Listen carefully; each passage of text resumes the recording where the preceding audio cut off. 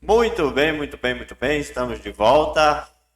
Eu, a ABC e o Luiz, com a nossa análise da nona cena do livro de Atos, capítulo 4, versos 32 a 35. Uma pequena cena, mas com um ensino extremamente profundo, falando sobre a comunidade. Vamos direto para a nossa tela de exercício e agora é a terceira fase do nosso método, né? Nós vamos falar sobre as descobertas das verdades iniciais. Eu já trouxe o personagem para cá, né? A multidão, é chamado de a multidão dos que creram. Tinha um coração só, essa multidão. Era um coração, era uma alma. Ninguém dentre eles considerava sua ao que lhes pertencia, todos eles, nenhum deles, não havia necessitado entre eles.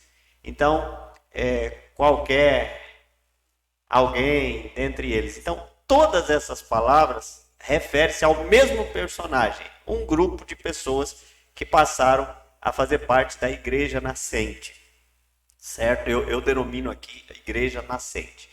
Então, nós vamos trazer para cá esse personagem, né? Primeira verdade. Já trouxe para cá o texto, vocês estão vendo isso aqui é o texto, né? Verso 32. Então, aparece no 32, está aqui, nós vamos usar. Então, vamos trazer para cá, né? A igreja nascente. Eu vou substituir o personagem pela igreja nascente. Vou olhar aonde ela está no texto, está aqui. Vou fazer uma modificação nessa palavrinha aqui, deixar todas maiúsculas, negrito e itálico. Pronto. A multidão dos que creram era um coração e alma. Ninguém considerava exclusivamente sua nenhuma das coisas que possuía. Tudo lhes era comum. Então, esse personagem aparece abundantemente aqui no verso 32. Vamos ver o que a gente aprende então? A igreja nascente multidão, era uma multidão que cria.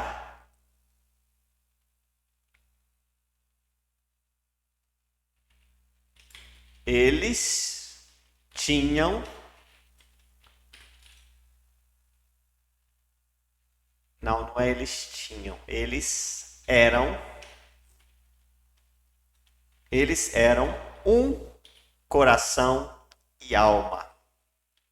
Ninguém considerava exclusivamente seu nenhuma das coisas que possuía. Tudo, porém, lhes era comum. Glória a Deus. Terminamos a verdade do texto. Agora nós vamos transformar isso numa lição para as nossas vidas, ok? Deixa eu pegar isso aqui. Vamos transformar isso numa lição para as nossas vidas. Eu e você aprendemos que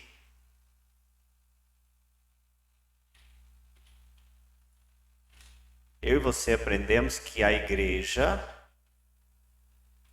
de Cristo precisa, primeiro, pode ser uma multidão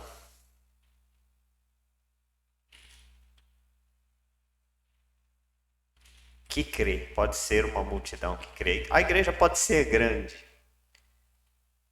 Ela deve ter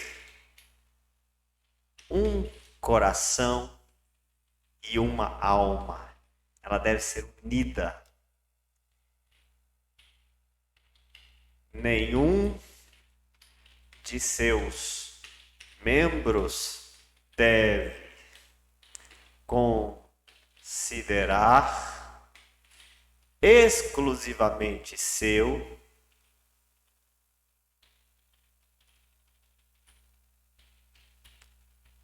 nada do que possui. Tudo,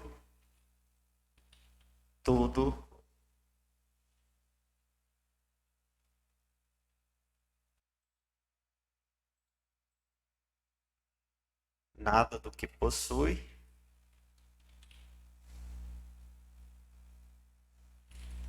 Ninguém deve considerar exclusivamente seu nada do que possui. Tudo deveria ser comum. Tudo deveria lhe ser comum. Então vamos lá. Eu e você aprendemos que a Igreja de Cristo pode ser uma multidão que crê. Ela deve ter um coração e alma. Ela deve ter um coração e alma. E uma alma. Um coração e uma alma. Vamos já traduzir? Ela deve ser uma unidade. Uma unidade. Coração e alma.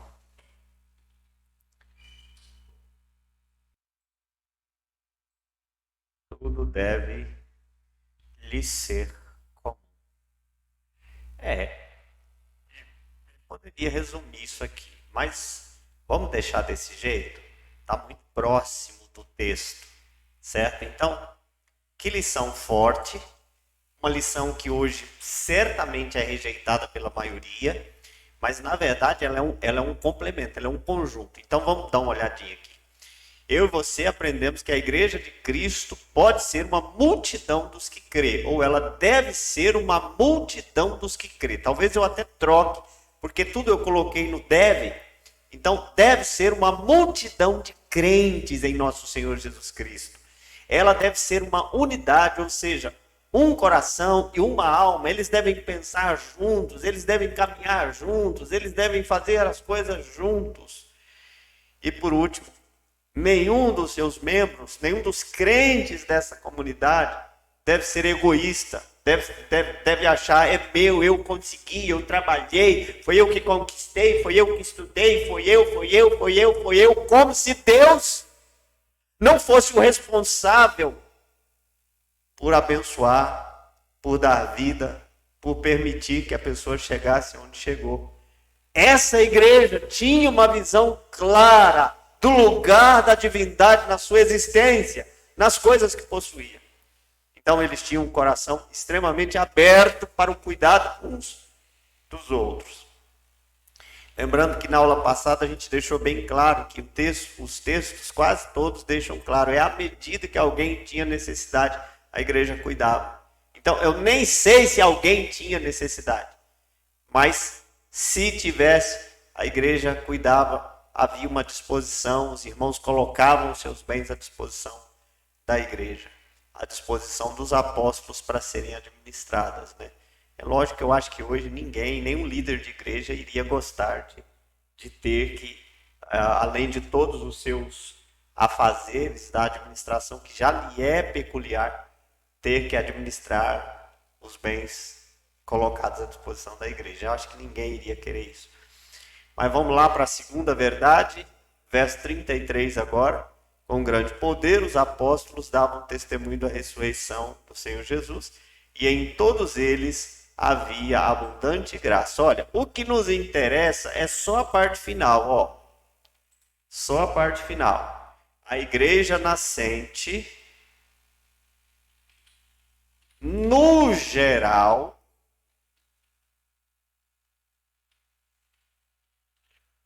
ou seja, em todos havia abundante graça. Vamos jogar para cá.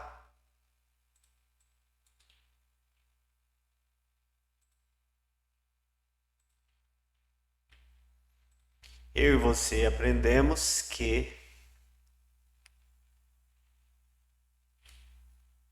a igreja nascente, vivendo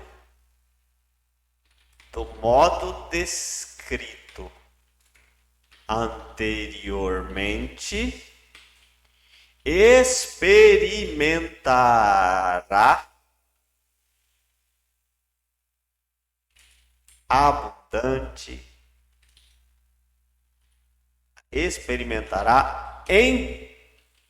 em todos abundante graça. Então, se há uma unidade, se a igreja vive conforme descrito acima, vai haver abundante graça, ou seja, Deus despejará as suas bênçãos sobre essa igreja. Será uma igreja ricamente abençoada. Eu vou tirar, eu vou dar uma ajeitada. Eu e você aprendemos que a igreja, vou trocar aqui já, né? Deve ser uma multidão que crê. Beleza. E embaixo eu vou fazer a mesma coisa.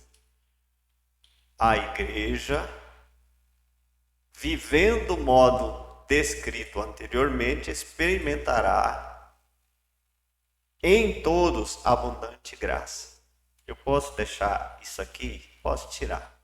Experimentará abundante graça. Então essa é a lição do verso 33 que nós vemos aqui sendo dita. Vamos então para a terceira verdade do texto e terceira lição, consequentemente. Verso 34. Pois nenhum necessitado, a igreja nascente, não tinha nenhum necessitado no seu rol. Porquanto os que possuíam terras ou casas, vendendo-as, levavam os valores correspondentes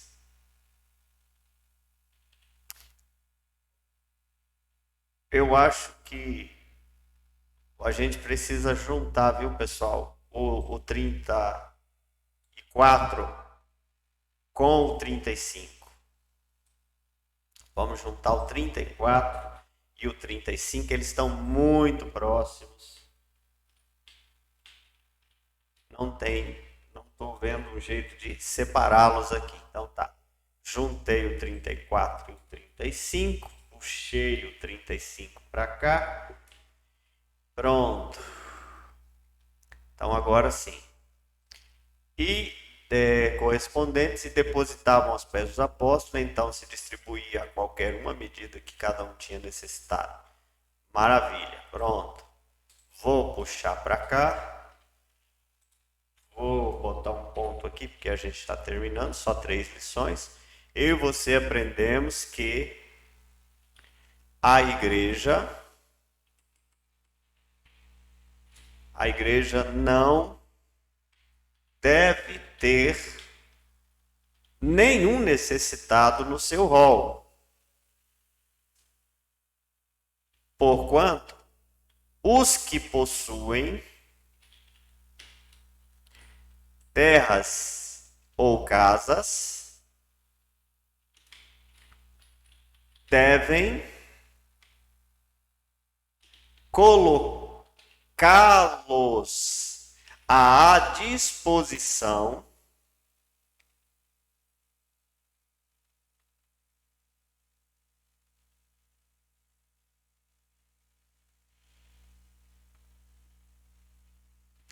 para que, havendo necessitados,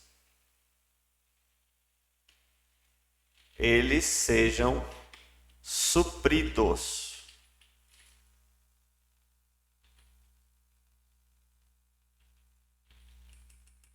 Eu omiti a questão de colocar a responsabilidade da liderança, mas vamos lá. Devem colocá-los à disposição de seus líderes para que, havendo necessidade, necessitados, eles sejam supridos. Então, essa ideia é uma ideia muito forte. A gente faz em caso de necessidade, em caso de necessitados. Então, a Bíblia não está atestando que haviam os necessitados. A Bíblia está dizendo que não havia, porque se houvesse, eles se cuidavam. Eles não deixariam isso acontecer, eles não deixavam isso acontecer, porque havia um desprendimento muito grande. E esse desprendimento, se a igreja quer ser uma igreja bíblica, se essa igreja quer ser uma igreja que imita a igreja de Atos dos Apóstolos, se essa igreja quer experimentar o nível de poder que eles experimentaram, ela tem que ser composta de membros assim.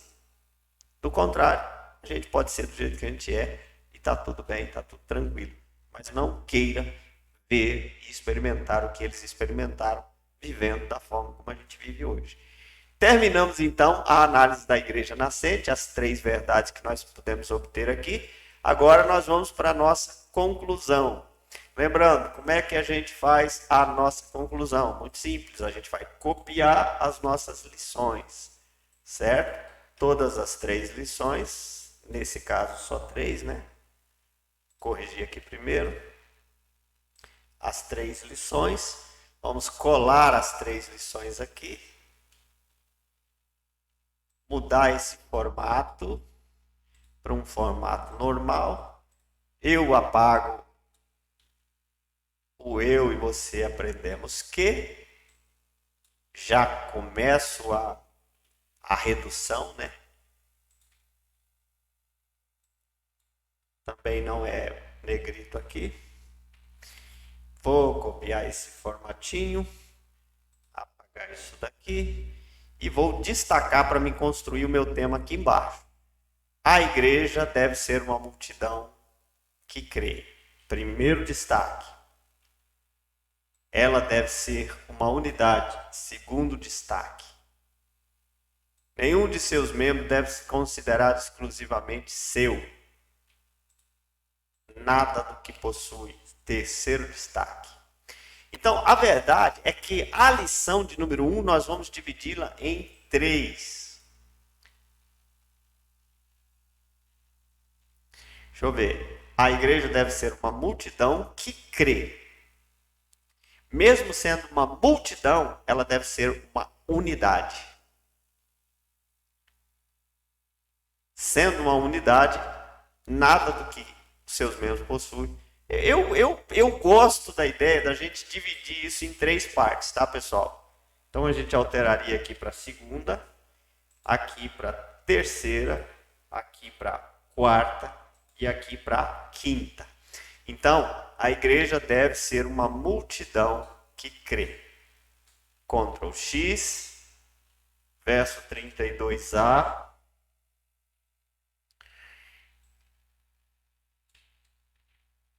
Ela deve ser uma unidade, um só coração. Verso 32b.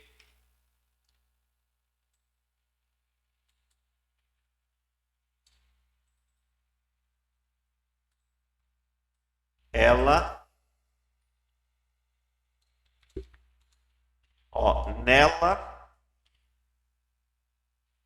os seus membros, nela, nenhum de seus membros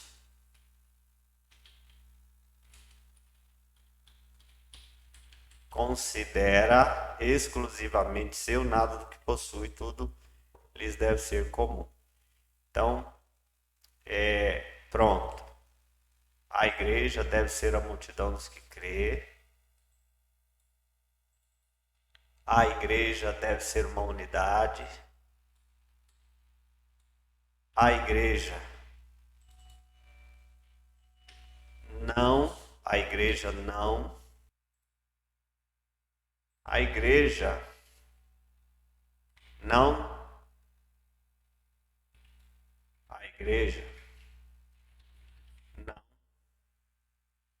deve ter nenhum de seus membros considerando exclusivamente seu, nada do que possui, tudo deve lhe ser comum. Terceira lição, 32 ABC, 32C. Quarta lição.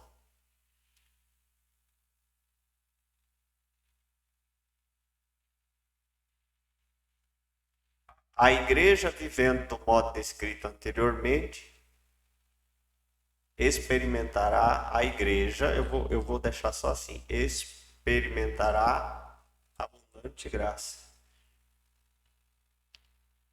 A igreja não deve ter nenhum necessitado no seu rol. Pronto. Então aqui, bom, como é que seria um título natural, né? Título natural. Características da igreja primitiva que devemos resgatar. Então, características da igreja primitiva que devemos resgatar. Vamos pegar tudo aqui? A gente, para fazer aqui, deixa eu dar aquela pausazinha. Pessoal, se você está estudando só para aprender, você já descobriu tudo que tinha para descobrir. Está tudo aqui, as lições estão aqui.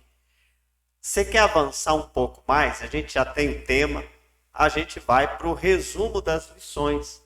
O resumo das lições é uma forma de apresentar isso para a igreja, para um grupo, para os amigos, para a família.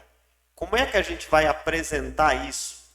As lições são grandes, algumas delas são grandes, por exemplo. Essa é uma lição grande. Então a gente precisa fazer um resumo. Neste caso em especial, a gente vai apagar a lição, não vamos precisar mais, né? Nesse caso em especial, já está bem resumido aqui a primeira, a segunda, a terceira a gente pode resumir, daí por diante a gente resume. Então, características da igreja primitiva que devemos resgatar. Primeira, vou trocar. Ela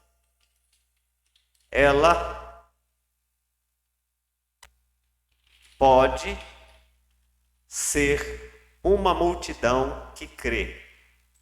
Ela deve ser uma multidão que crê. Ela deve ser uma multidão que crê. Segundo, ela deve ser uma unidade. Vai ter que corrigir aqui em cima também, né? Ela deve ser uma unidade. Então vamos lá.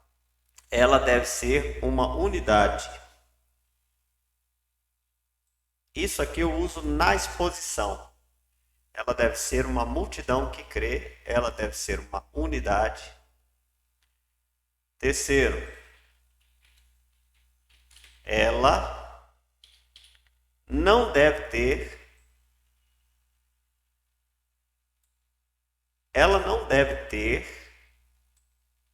membros que considerem exclusivamente seu o que possui. O que possui. Esse tudo lhes deve ser comum, eu posso usar na exposição. Ela não deve ter. Vou destacar e o resto eu vou deixar. Vou pegar isso daqui, vou trazer para baixo. Vou apagar ela vivendo assim. Vou apagar essa parte, experimentará abundante graça. Você pode colocar, ela experimentará abundante graça, e na exposição você dizer, quando?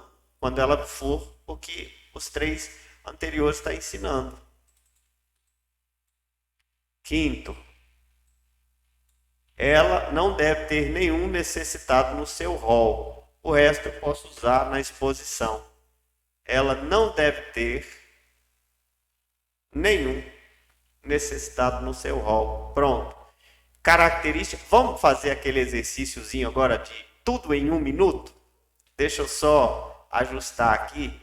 E aí a gente faz tudo em 1 minuto. Beleza. Vou até mudar a câmera aqui de lugar para facilitar, para que você fique observando tudo aqui. Vamos lá? Características da igreja primitiva que devemos resgatar. Cena 9, Atos 4, 32 a 35. Primeiro, ela deve ser uma multidão que crê. Verso 32, parte A. Segundo, ela deve ser uma unidade, deve ter um só coração, uma só alma, mesmo sendo uma grande multidão. Verso 32b. Terceiro, ela não deve ter membros considerando exclusivamente seu. O egoísmo nessa igreja é combatido veementemente, não pode existir. Verso 32c. Ela deve viver, se ela viver assim, experimentará abundante graça. Verso 33. Ela não deve ter nenhum necessitado no seu rol. Versos 34 e 35. Porque os irmãos não são egoístas e vão cuidar uns dos outros. Amém. Glória a Deus. 5 características da igreja primitiva que devemos resgatar, segundo esse texto. Ok? Terminamos então o primeiro personagem. E agora a gente volta na sequência com o segundo. Eu espero te ver lá. Deus abençoe a sua vida.